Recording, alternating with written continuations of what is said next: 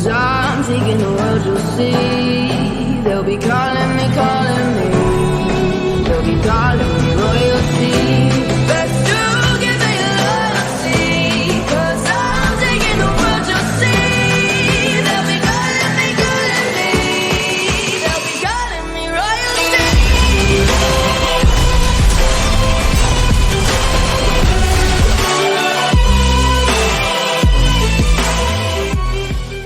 Hello guys, welcome to my top 10 movies of 2022.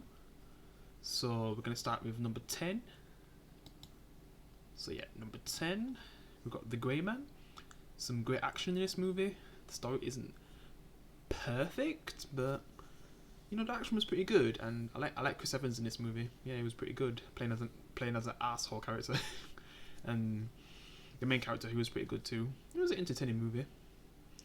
I'd say it's average in my opinion, but it was pretty good for Netflix. Yeah.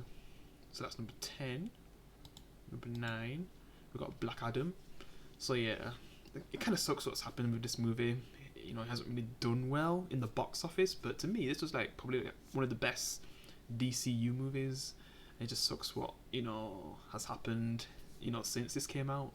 You know, The Rock not being Black Adam anymore for now. DCU getting rebooted. The box office, yeah, because this actually was a good movie. It made Dr. Fate actually popular, because I've always been a big fan of Dr. Fate, but it made him even better in this. Just Black Adam in general, like The Rock did such a good job. He was definitely born to play as him. It just sucks that, you know, he didn't really get to be in a really good story, because this story is decent, but it could have been better. Yeah, and I get where people are coming from, but yeah, I still really enjoyed it, and that's why it's number 9. Alright, so number 8, X. So yeah, I know a lot of people say this is probably their favourite horror movie of 2022, and probably in recent years. There's like another horror movie on this list that I prefer, because I just found it way more fun, but for the visual art style and stuff, like the style of the movie, like the visuals and stuff, and, you know, the actual killers, that was definitely entertaining. I still didn't love it. There was moments where I was just like, you know, I kind of wish things would kind of speed up a bit, but, you know, it was entertaining, had some good kills. Yeah, it was a good film. A good horror movie. Alright, so number 7. Prey. Yeah. So this is basically a prequel to Predator, and it was pretty good. This movie definitely has some flaws, like with the main character and stuff, and some of the side characters, but other than it being an actual good Predator movie, it does a good job. Yeah. So I'm looking forward to seeing more of this kind of thing, where it's like, you know, kind of like Assassin's Creed, where you just see different timelines. Like maybe they could go to like Japan next in like the olden days. You know, basically the Predator versus Samurai, which we kind of got a tease of that in Predators back in the day. And imagine a whole movie of that scene. That'd be amazing. I really hope that happens. So yeah, number 7, great film. Number 6, so Bullet Train. I enjoyed this movie. Probably not as much as most people did, but yeah, it was a good Brad Pitt movie. Had some great cast. It was fun, especially the third act. Like, I really enjoyed the third act, and just not really knowing who to trust on the train and stuff. It was a good premise. I feel like it could have been done even better. It's just some of the pacing in some moments and some pointless scenes when they're basically introducing characters and then they just die anyway, where it doesn't really matter. I'm not going to say what character because, you know, spoilers, but yeah. It's definitely an enjoyable film. It's just a second act. I'm not really a big fan of it. First and third, you know, fun, especially the third act, but yeah. It's a fun film to watch. Alright, so number 5. The Batman. For most people, this is either number 1 or at least in their top 3. For me, there was a lot of things that were missing to make this really good. So I didn't really enjoy it as much as probably some other people. Then there are some people who didn't even enjoy this movie at all. Like, they found it boring and stuff. For me, I definitely enjoyed the first act. The second act kind of dragged. And the third act was just mwah. So that's why it's at least number 5. Because if the third act was a letdown, probably it would be a bit, you know, lower on the list. But since it actually is an actual good Batman film, because we never really got to see that from Ben Affleck's Batman, sadly. But Robert Pattinson doing such a good job as Batman. I kind of wish I got to see more of his Bruce Wayne. Like, that was kind of absent in this movie. We kind of saw more of his Batman, and you could say when it comes to the Batman persona, this is probably the best we've seen, man. Yeah, in my opinion anyway, in live action. I mean, Kevin Conroy, I don't know if someone will ever beat him in playing Batman. Like, he's a legend, man, rest in peace. But in live action, I guess we'll see someday. I mean, Robert Pattinson, he has potential.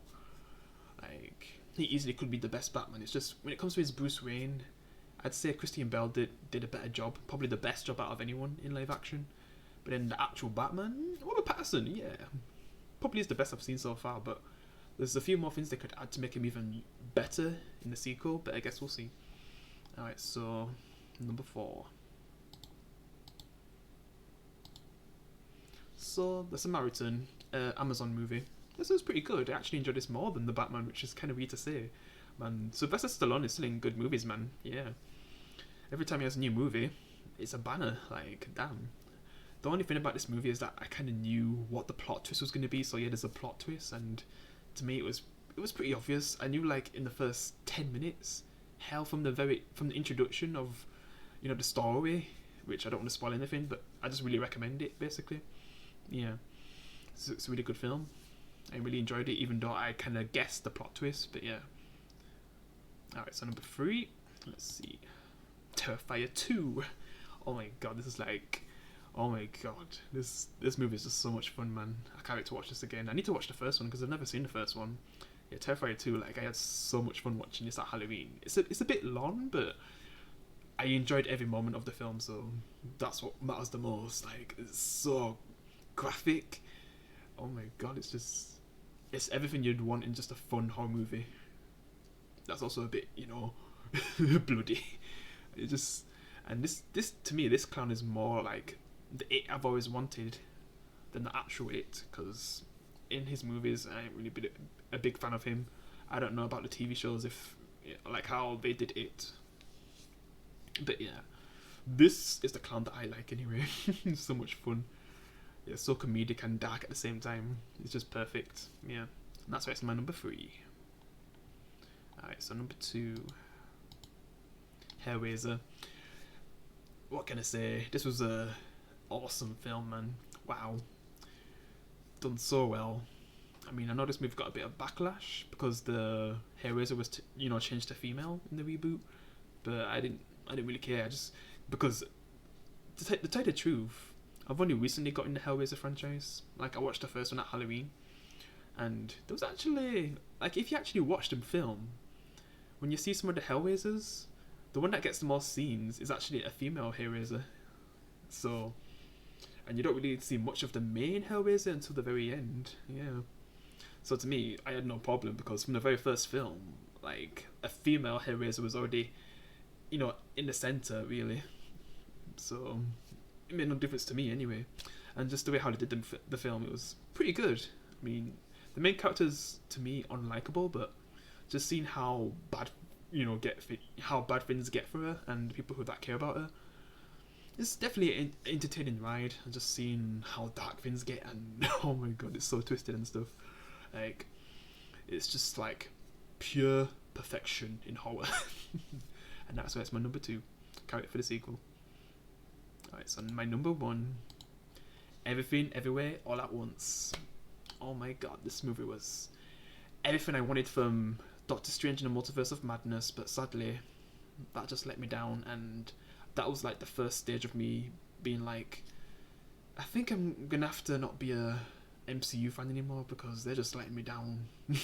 Like, that film was like the last straw for me.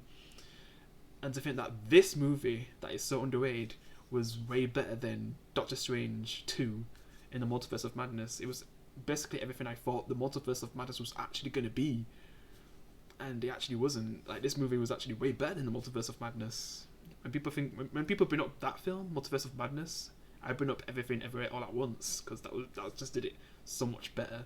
See way more multiverses compared to, Doctor Strange 2. It's just the way how they did it was so awesome. Yeah, such a good film.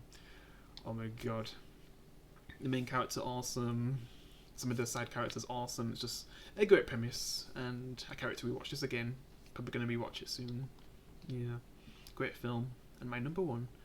And that's basically my top 10s, but I've also got some honourable mentions, so let's get to them.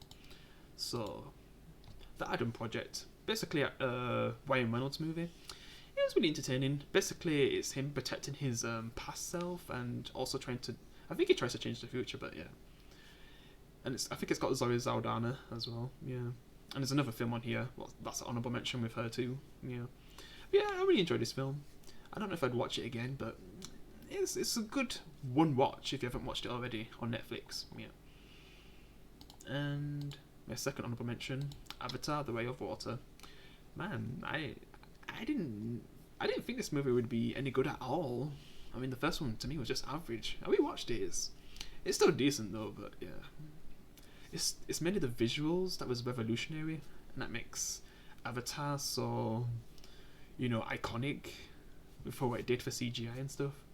And man, this movie, the second one, is so beautiful, man. Like, oh my god, this is a lot more things I want to see in the next movies that are gonna be coming out in the next few years. And I'm not just talking about Avatar. I'm talking about all types of movies.